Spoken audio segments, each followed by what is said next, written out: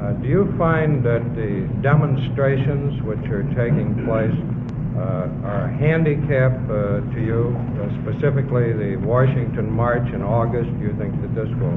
No, I think that the way that the Washington March is now developed, which is a peaceful assembly calling for a redress of grievances, the cooperation with the police, every evidence that it's going to be peaceful. They're going to the Washington Monument. They're going to express their strong views. I think that's in the great tradition. I'll look forward to being here. I'm sure members of Congress will be here. Anyone who... we want citizens to come to Washington if they feel that they're not having their rights expressed. But, of course, arrangements have been made to make this responsible and peaceful. This is not a march on the Capitol. Now, there are other places, of course, where the demonstrations, where there are grievances, but where the demonstrations get caught up in a cycle.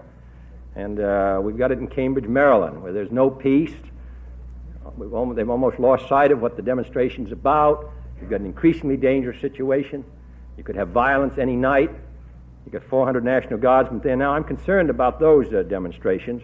I think they go beyond information, they go beyond protest, and they get into a very bad situation where you get violence, and I think the cause of advancing equal opportunities only loses.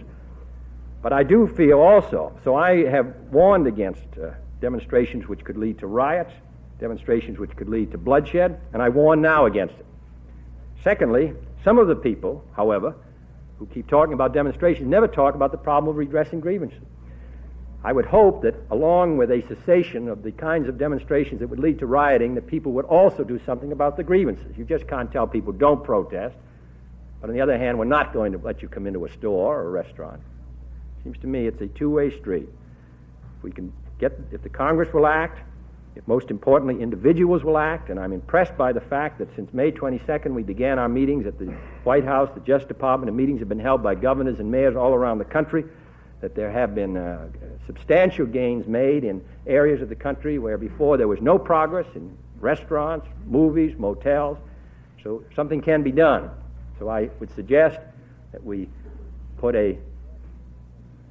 exercise great care in protesting so it doesn't become riots. And number two, that those people who have responsible positions in government and in business and in labor do something about the problem which leads to the demonstration.